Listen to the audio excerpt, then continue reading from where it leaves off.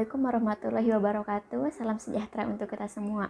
Perkenalkan, kami dari kelompok 7 yang akan mempresentasikan pembahasan 13 dan 14. Nah, untuk materinya sendiri yaitu manajemen operasional dan produksi. Apa sih pengertian manajemen operasional itu?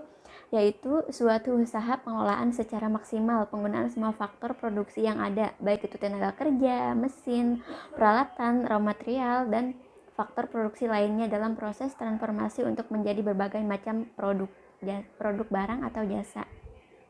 Untuk manajemen operasional juga dapat diartikan sebagai cara untuk mengambil tanggung jawab dalam suatu organisasi yang terkait dengan bisnis, terutama untuk urusan produksi jasa maupun barang.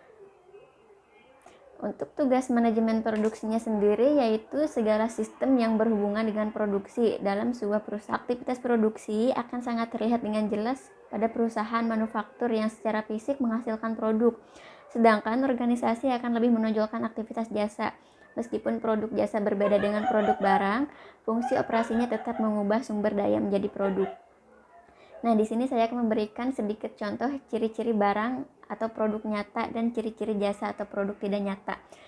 Untuk ciri-ciri barang atau produk nyata, yang pertama, barang dapat dijual kembali, barang dapat dijadikan persediaan, penjualan berbeda dari produksi, beberapa aspek kualitas dapat diukur dan mudah diproduksi secara otomatis.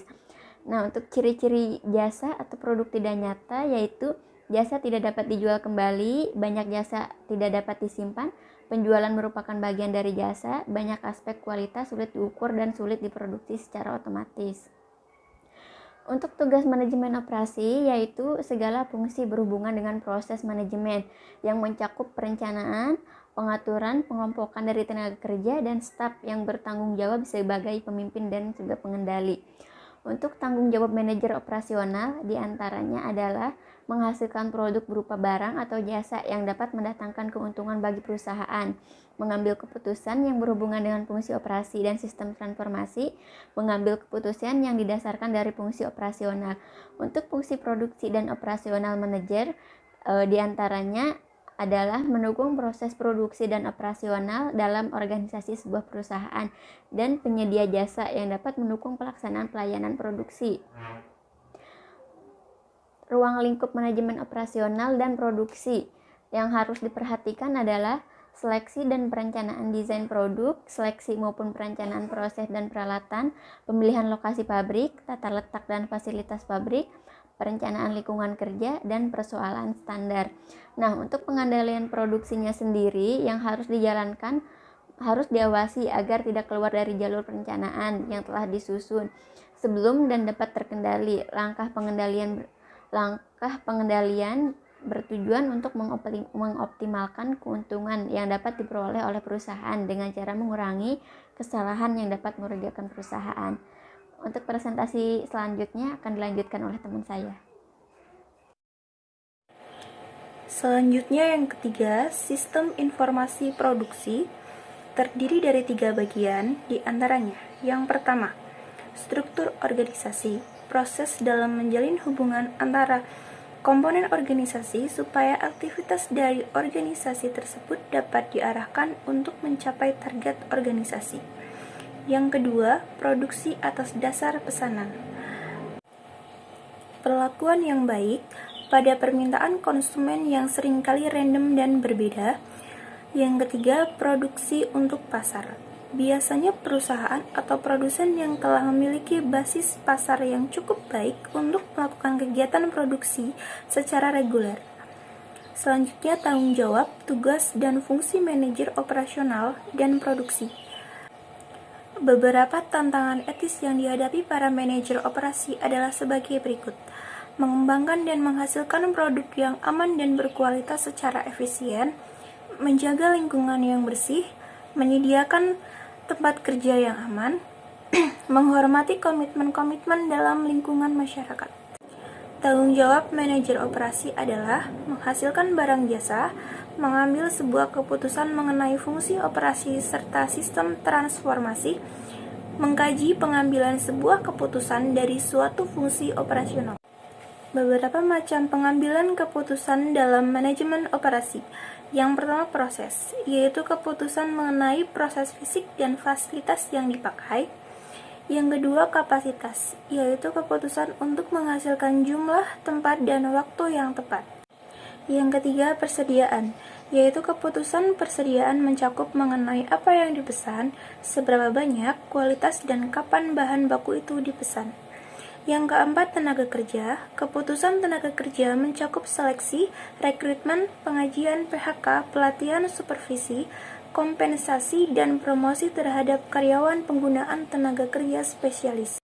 Yang kelima, kualitas atau mutu, yaitu keputusan untuk menentukan mutu barang dan jasa yang dihasilkan penetapan standar, desain peralatan, karyawan terampil, dan pengawasan produk dan jasa. Selanjutnya, tugas dan fungsi manajemen produksi adalah sebagai berikut. Yang pertama, fungsi perencanaan produk. Memiliki 3 jenis. Yang pertama, urutan kerja, penjadwalan, dan dispatching. Yang kedua, fungsi perencanaan proses.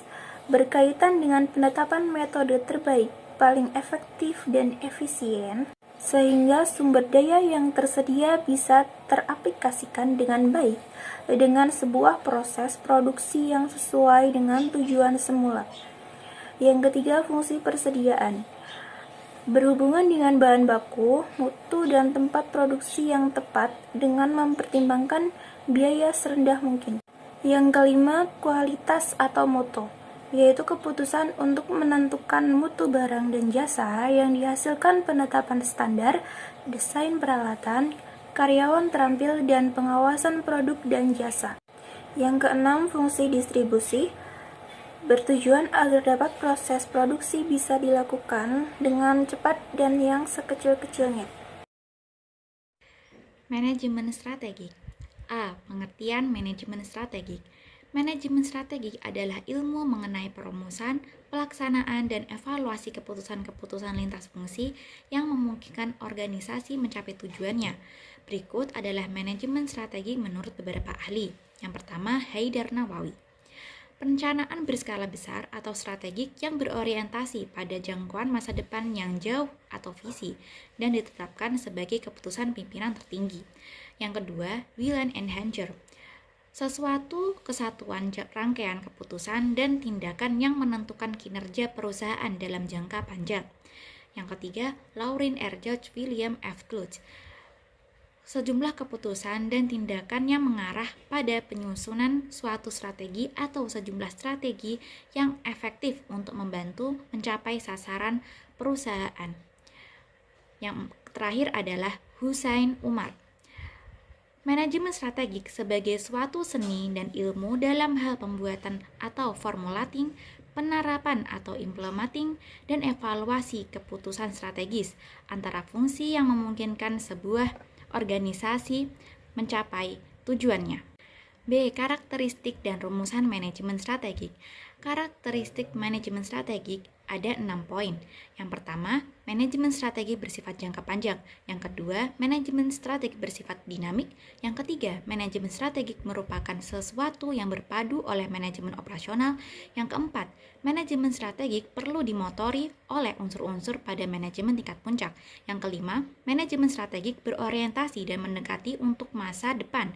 Dan yang terakhir adalah manajemen strategik senantiasa harus didorong dan didukung dalam pelaksanaannya oleh semua sumber daya ekonomi yang tersedia. C. Memahami proses manajemen strategik. 3 pertanyaan yang mendasari setiap gerak langkah perencanaan strategis, yaitu yang pertama, di manakah posisi perusahaan saat ini? Pertanyaan ini mengantar pada analisa tentang situasi yang terdiri atas beberapa unsur, yaitu eksternal, internal, dan tentang kompetisi. Yang kedua, kemana perusahaan akan pergi? Pertanyaan ini membawa pada logika mengapa suatu perusahaan didirikan. Dan yang ketiga, bagaimana cara perusahaan bisa sampai ke sana. Pada tahap ini, strategi disusun sebagai arahan untuk mencapai visi dan misi perusahaan. Formulasi strategi dikategorikan dalam 3 kelompok, yaitu arah korporasi, arah unit usaha, dan arah manajemen. Proses manajemen strategik terdiri dari 5 tahap. Tahapan yang pertama adalah analisis lingkungan. Analisis lingkungan perusahaan biasanya terdiri dari 2 komponen pokok, yakni yang pertama, lingkungan eksternal. Lingkungan eksternal meliputi lingkungan umum, industri, dan operasional. Dan yang kedua adalah lingkungan internal. Lingkungan internal meliputi sumber daya alam, kemampuan, dan kompetensi inti.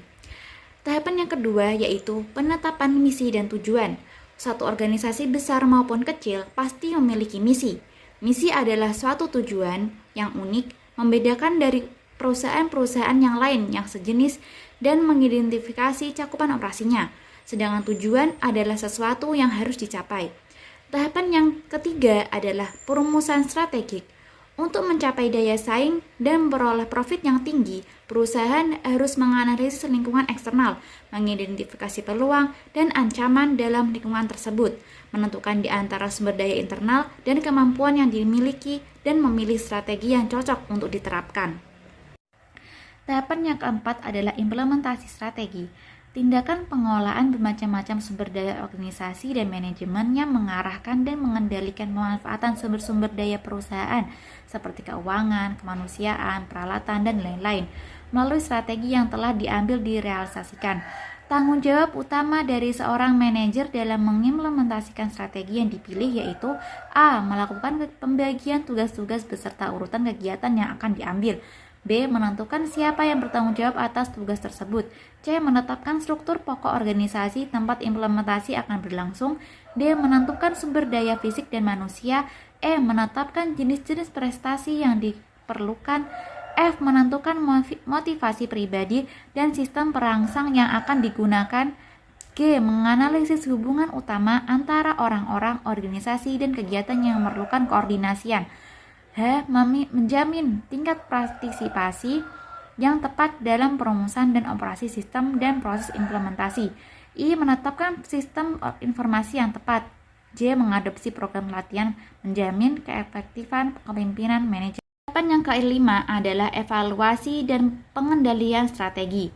Evaluasi strategi adalah proses di mana manajer membandingkan antara hasil yang diperoleh dengan tingkat pencapaian tujuan. Evaluasi mencakup 4 hal utama, yaitu yang pertama, menetapkan sasaran prestasi kerja, standar, batas toleransi untuk tujuan, strategi, dan rencana pelaksanaan. Yang kedua, mengukur posisi yang sesungguhnya sehubungan dengan sasaran pada waktu tertentu. Yang ketiga, menganalisis penyimpangan dari batas toleransi yang dapat diterima. Yang keempat, melaksanakan modifikasi jika perlu. Pengendalian strategik merupakan pengendalian yang mengikuti strategi yang sedang diimplementasikan. Terdapat 4 jenis utama dalam pengendalian strategi, yaitu A. Pengendalian asumsi, B. Pengendalian implementasi, C. Pengawasan strategi, dan D. Pengendalian peringatan khusus. Demikian presentasi video pembelajaran dari kelompok 7. Apabila ada kesalahan kami mohon maaf sebesar-besarnya dan terima kasih atas perhatiannya.